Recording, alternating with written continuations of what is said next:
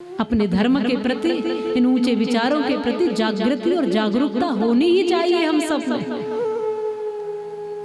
बेशक आप यहाँ बहुत अच्छी संख्या में कथा सुन रहे हो, पर अभी और आवश्यकता है जागरूक होने की।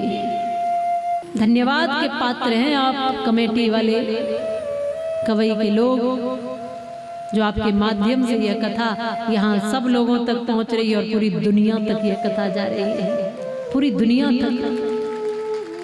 बहुत से लोग चैनल पर भी सुन रहे होंगे, और जितनी तल्लीनता से आप सुनते हैं ना, उतनी ही तल्लीनता से वो सुनते हैं। जैसे आसन लगाकर आप बैठते हैं ना, हम कई बार देखते हैं, वैसा ही आसन लगाकर वो बैठते हैं 3 घंटे के लिए।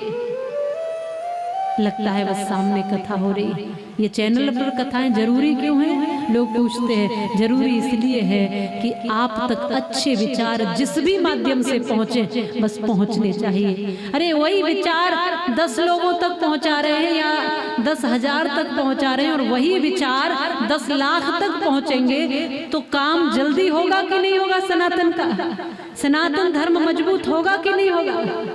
आप व्यक्ति मजबूत होंगे कि नहीं होंगे? जरूर होंगे। ये विश्राम मत समझना आज यहाँ से कथा का। ये मत समझना कि कथा बस यहीं रुक गई, ठहर गई। नहीं रुकी है कथा। अरे कथा सुनने का भाव होना चाहिए आपके मन में, जिज्ञासा होनी चाहिए। कथा ढूंढ ही लोगे। जैसे शराबी कहीं भी चला जाए दुनिया में, ठेका ढूंढ ही लेता है। कहीं भी चला जाए ढूंढ लेता है ना। तुम ये सोचो कि वो यहाँ का बंदा दूसरी जगह चला गया, अब बेचारा बिना शराब के रहेगा? नहीं रहेगा 1 मिनट में, वो ढूंढ ही लेगा घूम घूम के। वैसे भी जो रसिक जन है, जो कथा के प्रेमी हैं, वो कहीं से भी, चाहे चैनल से, चाहे यूट्यूब चैनल से, जो हमको सुनना चाहेंगे, वो कहीं से भी सुनने का रास्ता ढूंढ ही लेंगे। और इसमें शर्म की बात नहीं है। जितनी भी माताएं हैं, बहनें हैं, ये बेकार की नाटक और सीरियल चलाएंगी और भोजन बनाती रहेंगी। इसमें सास बहू के झगड़े चल रहे हैं, न जाने क्या क्या चल रहा है। और इधर कह रही है, सास डांट रही है, चिल्ला रही है, इधर वो रो रही है, उधर न जाने क्या क्या नाटक चल रहे हैं। और ये भोजन बना रही है, और ये भी रोती जा रही है, आंसू पोंछती जा रही है। अब वैसा भोजन कराएगी तो क्या अच्छा लगेगा? इसलिए कभी सुनो तो हमारी कथा निकाल कर सुनना, फिर भोजन बनाना। कभी भगवान के भजन सुनना, फिर भोजन बनाना, और भजन सुनते सुनते काम करना, और अच्छे विचार सुनते सुनते, भगवान के दर्शन करते करते, कथाएं लीलाएं सुनते सुनते जब सारे काम करोगे तो क्या होगा? वह हर काम अच्छा होगा, और भगवान की अनुभूति हर समय हमें होती रहेगी। तो ये मत समझना हम यहीं पे आज रुक जाएंगे। अब हम सब जुड़े हैं तो इन अच्छे विचारों के साथ जुड़े रहेंगे। एक प्रेम का रिश्ता, हमारा भक्ति का रिश्ता, भाव का रिश्ता आपके साथ जुड़ा हुआ है। खून के रिश्ते कई बार स्वार्थ से जुड़े होते हैं, पर प्रेम के रिश्तों में कोई स्वार्थ नहीं होता है। तो जरूर आपको यह करना है, कथाओं को निरंतर सुनना है, चाहे कैसे भी मिले, चाहे चैनल पर और चाहे YouTube चैनल पर। हमेशा उनको श्रवण करते रहो, सुनते रहो, इन विचारों को आगे तक पहुंचाते रहो। खुद भी सुनो। जब भी कोई साड़ी लेके आती हो, कितने फोटो भेजती हो सहेलियों को, देखो कैसी है, देखो वहां तक पहुंचा देती हो ना। देखो ये ज्वेलरी लेकर आई हूँ, देखो कैसी लग रही है, कितनों तक पहुंचाते हो। कान के झुमके बढ़िया लगे कि नहीं? इन बातों में तो पूरा टाइम निकाल देती है, पूरा समय। लेकिन कहीं अच्छे विचार भेजने हो, कुछ अच्छी चीजें, कुछ अच्छे में अपना दिमाग लगाओ, कुछ श्रेष्ठ बनो, कुछ ऊंचे बनो, खुद भी कुछ अच्छा सुनो और दूसरों को भी अच्छा सुनाओ। बोलो बांके बिहारी लाल की।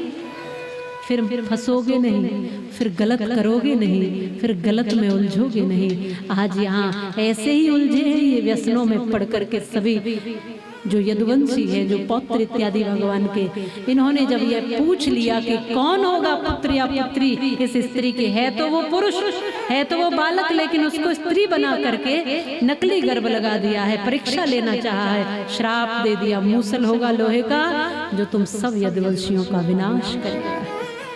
समय अनुसार हुआ भी यही, समय के अनुसार यही हुआ माताओं। एक लोहे का मूसल हुआ और यह सब घबरा गए। डर गए, भयभीत हो गए, अब क्या करें इसका, ये तो विनाश कर देगा। तब समुद्र के किनारे भी गए, पत्थर लिया, पत्थर पर घिस घिस के इसको चूरा बना दिया और समुद्र के किनारे बखेर दिया। अब तो कुछ नहीं करेगा। एक कील बची थी, वही कील समुद्र में फेंक दी, उसको मछली ने निगल लिया। और जो चूरा बना था समुद्र के किनारे फेंका था, उसकी दूब घास उगाई। हुआ ये कि एक दिन ये शराब पी करके आपस में लड़ना शुरू कर दी, क्योंकि शराब एक ऐसा व्यसन है कि शराब अंदर तो बुद्धि बाहर, फिर बुद्धि नहीं रहती है, फिर कोई उसका रिश्ता नहीं रहता, फिर पिता पिता नहीं, भाई भाई नहीं, बड़ा बड़ा नहीं, अपना अपना नहीं, सगा सगा नहीं, सखा सखा नहीं, कोई फिर उसका अपना नहीं। सच में ये सही बात, लाखों ही घर शराब ने बर्बाद कर दिए हैं और गुलशन कई उजाड़ कर वीरान कर दिए हैं। इन व्यसनों को निकालो अपने घर से।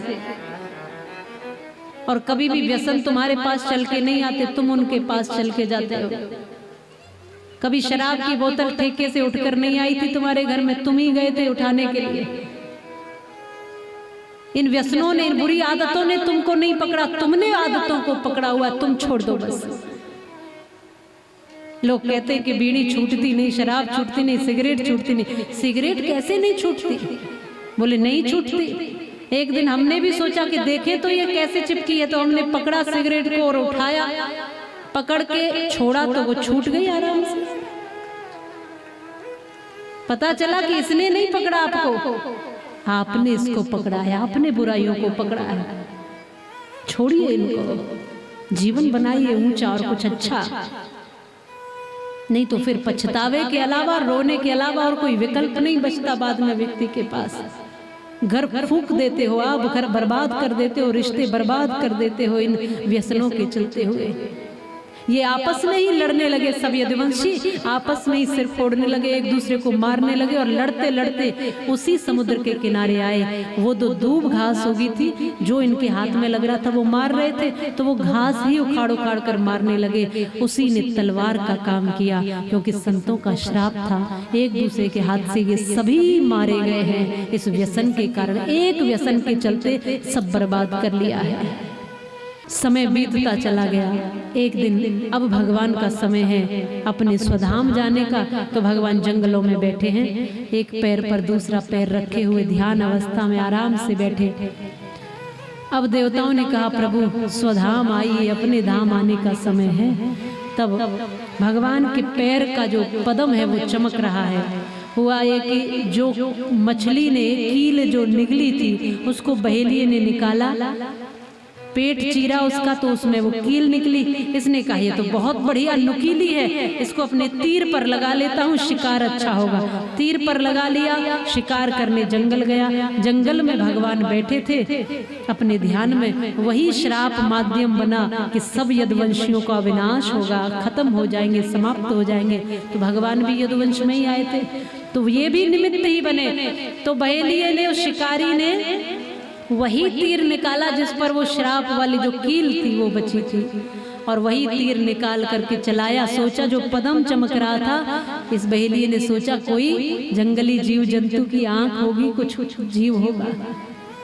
जब तीर चलाया भगवान के पैर में लगा और यही माध्यम बना भगवान के इस धाम से जाने का। सुखदेव जी कहते हैं राजा परीक्षित, संतों का अपमान किया था, सब समाप्त हो गया। तुमसे भी यही भूल हुई कि तुमने भी संत के गले में मरा हुआ सर्प डाला, शमीक मुनि के गले में। तुम्हें भी श्राप मिला, 7वें दिन तक्षक नाग डसेगा। लेकिन तुम क्योंकि ऐसे थे, तुम व्यसन में नहीं थे, तुम शराब आदि में नहीं पड़े हुए थे, तुम धर्मात्मा थे, इसलिए तुमने संत के चरणों में बैठकर 7 दिन में कथा सुनकर अपना आत्म कल्याण कर लिया है। भूल सबसे होती है, लेकिन जो भूल को सुधार करके जो संभल जाए और समझ जाए वो अपना कल्याण कर लेता है, ये कथा कहती है। 7 दिन में श्री सुखदेव जी ने राजा परीक्षित को मुक्ति और मोक्ष की कथा सुनाई है। मुक्त हुए हैं राजा परीक्षित, आए हैं अब सब कथा सुनकर पूरी करके पूजन वंदन करके विदा करके सुखदेव जी को अब ध्यान में लगे। शरीर तो पहले ही मानो शरीर मन आत्मा सब भगवान में लगी गए थे। तक्षक नाग 7वें दिन आया, परीक्षित जी के शरीर को डसा, जैसा श्राप था वो तो पूर्ण होना ही था। तक्षक ने शरीर को डसा, शरीर छूट गया, पंच तत्व में विलीन हुआ, आत्मा परमात्मा में विलीन हुई और परीक्षित जी का आत्म कल्याण हुआ।